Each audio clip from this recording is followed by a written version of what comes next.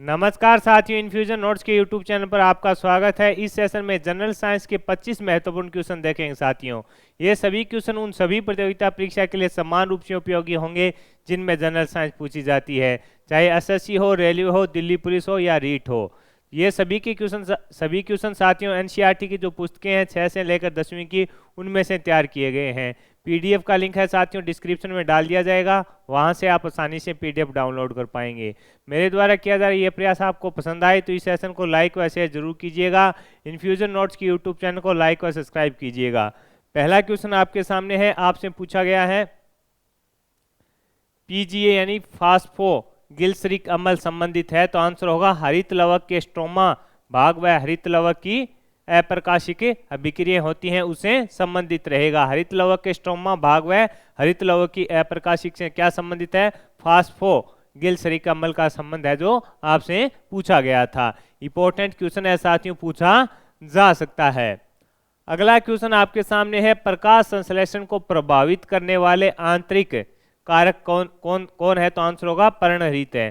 प्रकाश संश्लेषण को प्रभावित करने वाला आंतरिक कारक कौन सा माना जाता है? तो आंसर होगा पर्णहरित को है जो आंतरिक कारक है माना जाता है। इंपॉर्टेंट क्वेश्चन है साथियों, पूछा जा सकता है आपसे। आगे बढ़ेंगे। अगला क्वेश्चन आपके सामने है, फ्लोएम का मुख्य कार्य क्या है? फ्लोएम है उसका मुख्य कार्य क्या है? तो आंसर होगा पत्तियों द्वारा बने कार्बनिक खाद्य पदार्थों को पौधों के प्रत्येक भाग तक पहुंचाना। यानी पत्तियों द्वारा बने कार्बनिक खाद्य पदार्थों को पौधों के प्रत्येक भाग तक पहुंचाना किसका कार्य है? फ्लोएम का प्रमुख कार्य माना जाता है। इंपॉर्टेंट क्वेश्चन है साथियों, पूछा जा सकता है आपसे। आगे बढ़ेंगे। किस पादप कोशिकाओं में केंद्रक नहीं होता? तो छानली नलिकाएं हैं उनमें नहीं पाया जाता। यानी किस पादप कोशिकाओं में केंद्रक नहीं होता? तो आंसर होगा छानली नलिकाएं हैं उनमें केंद्रक नहीं पाया जाता। आगे है, पादपों में जल का संवहन होता है, तो आंसर है जाइलम के द्वारा। ये क्वेश्चन इंपॉर्टेंट लगा लेना साथियों, पूछा जा सकता है। पादपों में जल का संवहन होता है, तो आंसर है जाइलम के द्वारा होता है। अगला क्वेश्चन है, राइजोपोस में जनन की प्रमुख विधि कौन सी है? बीजाणु जनन। ये क्वेश्चन इंपॉर्टेंट है, रेलवे में पूछा भी जा चुका है। राइजोपस में जनन की प्रमुख विधि कौन सी है? तो आंसर होगा बीजाणु जनन। आंसर क्या है? बीजाणु जनन है जो इंपॉर्टेंट है, पूछा जा सकता है आपसे। क्या है? बीजाणु जनन। राइजोपस में जनन की प्रमुख विधि क्या है? आंसर है बीजाणु जनन। आगे बढ़ेंगे। अगला क्वेश्चन आपके सामने है, आपसे पूछा है बिंदु स्राव देखा जाता है। बिंदु स्राव देखा जाता है, आंसर होगा अधिक अवशोषण व कम वाष्पोत्सर्जन के द्वारा। बिंदु स्राव देखा जाता है, तो आंसर है अधिक अवशोषण व कम वाष्पोत्सर्जन के द्वारा देखा जाता है। इंपॉर्टेंट है, पूछा जा सकता है साथियों आपसे। आगे है, पादपों में किस भाग द्वारा प्रकाश संश्लेषण हेतु वायु में कार्बन डाइऑक्साइड ली जाती है? तो आंसर होगा रंध्र। पादपों में किस भाग द्वारा प्रकाश संश्लेषण हेतु वायु में कार्बन डाइऑक्साइड ली जाती है? तो आंसर होगा रंध्र के द्वारा। आगे है, पादपों पर से परिपक्व पत्तियों और फलों को झड़ना किस पदार्थ के कारण होता है? तो एब्सिस अम्ल के कारण होता है। ये इंपॉर्टेंट क्वेश्चन है साथियों। पौधों पर से परिपक्व पत्तियों और फलों का जो झड़ना है वो किस पदार्थ के कारण होता है? तो आंसर है एब्सिसिक अम्ल होता है, उसके कारण होता है। इंपॉर्टेंट क्वेश्चन है साथियों, एसएससी में पूछा जा चुका है। ये क्वेश्चन मोस्ट इंपॉर्टेंट क्वेश्चन है, लगातार पूछा जा रहा है। अब आपसे पूछा है कि सही क्रम कौन सा होता है? तो कोशिका, उत्तक, अंग, तंत्र और शरीर, इस प्रकार से ये निर्माण होता है। आगे है, लाइसोसोम को आत्मघाती थैली क्यों कहा जाता है? तो आंसर है इसमें जल अपघटन एंजाइम पाए जाते हैं। लाइसोसोम को आत्मघाती थैली क्यों कहा जाता है? आंसर है इसमें जल अपघटन एंजाइम है जो पाए जाते हैं। आगे है, कौन सा कोशिकांग प्रोटीन संश्लेषण का कार्य करता है? तो आंसर होगा राइबोसोम। आंसर क्या होगा? राइबोसोम है जो प्रोटीन संश्लेषण का कार्य करता है। आपसे पूछा है कौन सा कोशिकांग प्रोटीन संश्लेषण का कार्य करता है? तो आंसर होगा राइबोसोम करता है। अगला क्वेश्चन आपके सामने है, प्रोटीन संश्लेषण में न्यूक्लियोटाइड की भूमिका को किसने प्रदर्शित किया था? तो आंसर होगा हरगोविंद खुराना। इंपॉर्टेंट है, पूछा जा सकता है। प्रोटीन संश्लेषण में न्यूक्लियोटाइड की भूमिका को किसने प्रदर्शित किया था? तो आंसर होगा डॉक्टर हरगोविंद खुराना। किसने किया था? डॉक्टर हरगोविंद खुराना जी के द्वारा किया गया था।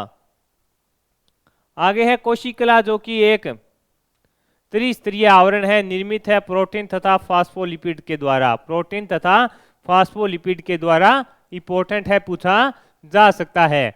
आपसे पूछा है कोशिका कला, जो कि एक त्रिस्तरीय आवरण है, वो किससे निर्मित होता है? आंसर है प्रोटीन तथा फास्फोलिपिड है, उसके द्वारा ये निर्मित होता है।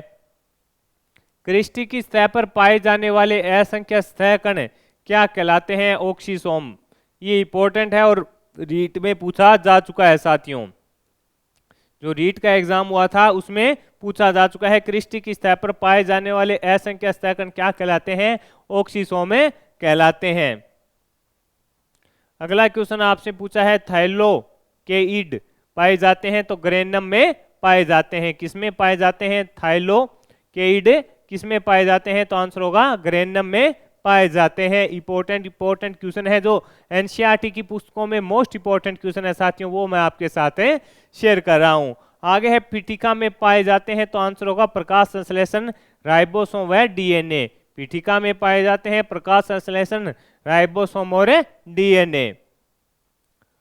अगला क्वेश्चन है, कौन सा कोशिकांग गोल्जिकाए का निर्माण करता है? तो अंतःद्रव्यी जालिका है, वह गोल्जिकाए का निर्माण करती है। इसे इंपॉर्टेंट लगा लेना।